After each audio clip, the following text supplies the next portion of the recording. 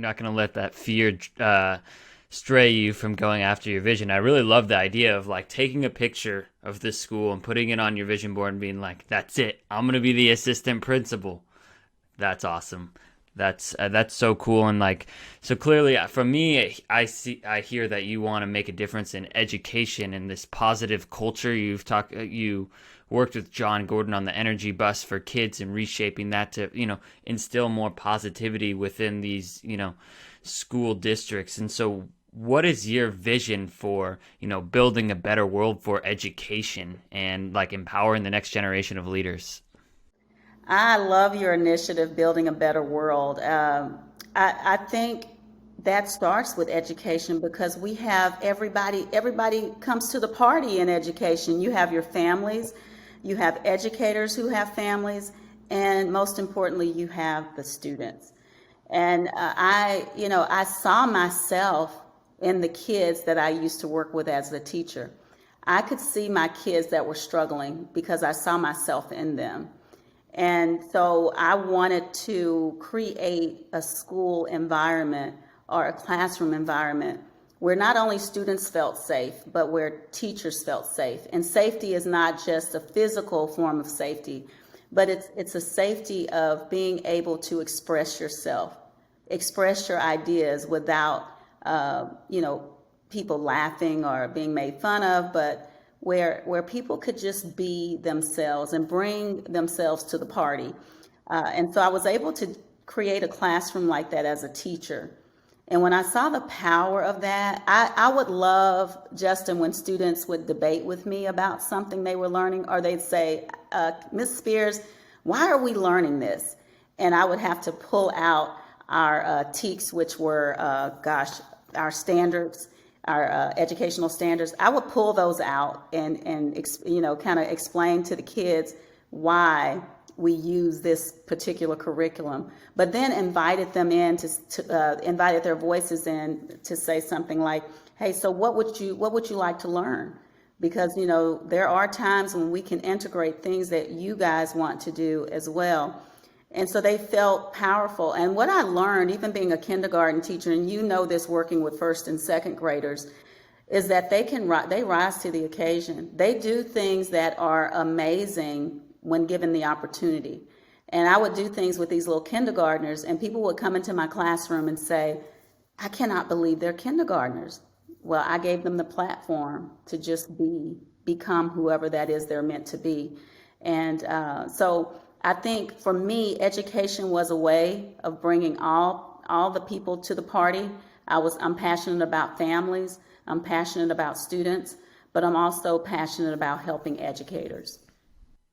Yeah, and helping educators is educate the next generation. And what I think the word that I hear that I love the word is empowerment, and empowering these, kindergartners to take ownership and like ownership, empowerment, responsibility. They're showing up time and time again. And I think why the Better World Challenge exists is so I can inspire people to take ownership of their own passions to go, build a better world. And so it has been a very difficult 2020 has been a very difficult, and 2021 has already been off to a rocky little start. And so like I really want to inspire people to have this vision and take ownership of this vision. And so for me, what is one thing that you really would, recommend, give advice to for people to take ownership for their passions to, make a difference in the world, whether it be through education or, sustainability or social justice, whatever it is? That's a good question. What I've learned is that I try my best to get people to think, what is it for you? We're all it's an individualized process of how we get there. And what I've realized on my journey is that my journey is unique to me. So even when I hear all these amazing people get up and speak or they share their stories, I realize that that's their story. And I pick and choose those things that I think will work for me. It's like reading the book, for Jack Canfield's book. I don't just take his book and say, "Oh, I need to follow everything he's done." I pick and choose those things that speak to me and my life, and I apply. And so if you want to change your story, if you want to live a better life, you're going to have to do something about it. So it's not going to just fall into your lap. And I always say, I don't know if you've seen this movie. It's an older little film. It's called Waiting on Superman. It's a cool. If you haven't looked at it, Justin, check that out. But I saw that several years ago, and I realized that I can't wait on Superman to come save me. I'm going to have to save myself. And that goes for everybody out there. Nobody's going to come to save you. The government is not going to save you.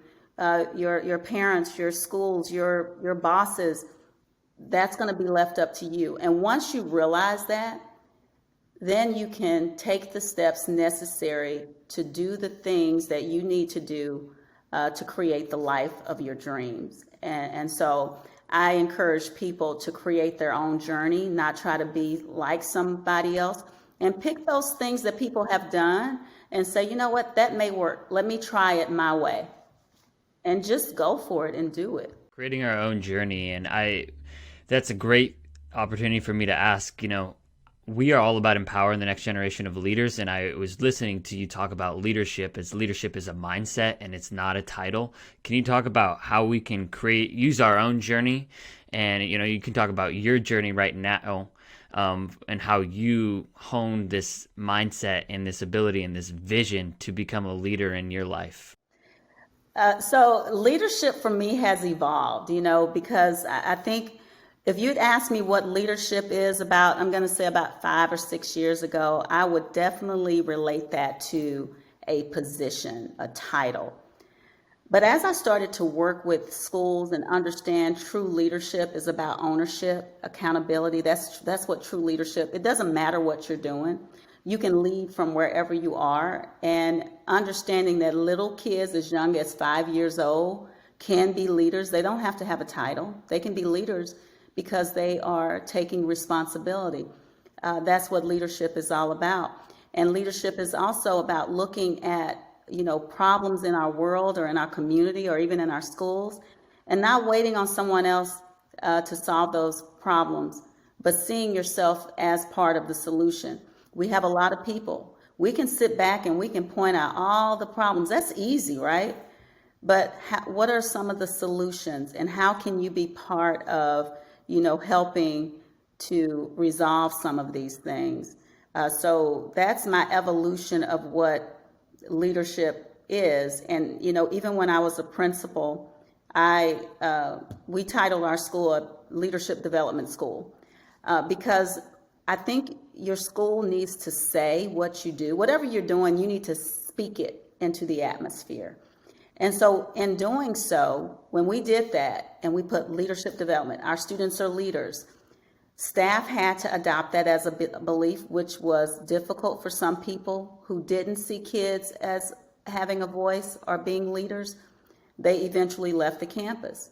And what happened was we would inspire people who saw that as part of their vision to become part of, of our school. So once you start to speak those things, what you find is that the universe starts to respond. You're going to have people leave your life for a reason. When you want to build a better world, you're going to have people that enter your life that are there to help you. But you also have to beware of those people, and not necessarily beware, but because you'll learn something from those people too. But they're going to be those people that they don't believe in that. They don't believe in what you believe, and that's okay. But by you talking about what you want for your school or your organization, you start to invite those people into your life. Yeah, it's bringing in that intention, and I think that's something that's really important. As I was actually listening to a podcast earlier, like it's really easy to be a problem identifier, but the world needs more problem solvers. And so I love that so much, and I actually have a question in regards to, for those listening, and especially for myself, like that want to, create this culture and environment of inviting and empowering people to be their best leaders and their best selves. Like what are some avenues and ways that we can do that? I think the first thing is just being self-aware. When I go out and I talk to schools and districts, I always talk about self first, because that's something we ignore. It's like when you go into an organization, a school, they want to automatically say, okay, so what can we do for students? Or they want to say, what can we do for our team? But we don't want to go on the inside where that can be scary. And we are the most, I say, challenging people we'll ever work with. And so once we're able to take a deep dive into our own thoughts, beliefs, our values, we can start to assess whether those beliefs, those perceptions that we have, we can start to assess whether they are serving us well or not. And then we need to start transitioning our thoughts and things that we learned growing up that may or may not be true. So I learned a lot of things growing up that I've had to say, Niki, I don't think that's true. That's not your truth. And it's okay to do that, because as you get older and you start to have more experiences, some of the things that you learned growing up may not be good for you or be good for the world. But it's hard for us to let go of that because we grew up with that thought or that belief. And until you are able to let that go and be more open-minded, then you can't expect more things, more opportunities to flow into your life. And so I know that. I know in order to have new opportunities flow into my life, I may have to get rid of some old junk that I've been carrying around for years. Definitely. It's a lot of unlearning what we have learned in the past. And that brings me to my final question. What does a better world look like for you in 2021? Wow. I think there's so much to learn from 2020. We were rushing to get into the new year. Like, oh my God, I can't wait to get out of 2020. 2020 became our curse word. Like, we don't want to hear about it. But what we found is that 2020 actually followed us into 2021 because there's so many things that are unresolved. And it tells me that in order for us to live, to create a better world, we have to address the things that maybe we don't feel comfortable addressing. We have to address the matter of, the racial inequalities that we see.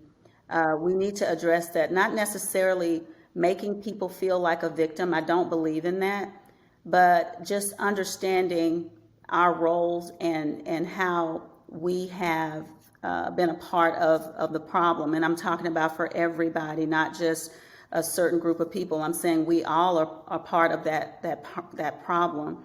And so I see a world where we take what happened in 2020 and we're transforming it into something that's beautiful. We're using the things that we learned in 2020 as opportunities to respond to some of the things that we see in our world that need to be addressed. So instead of running away from it, we're running towards it because we want to see it, and that's the only way it's going to be better, right? Is that we embrace it as an opportunity.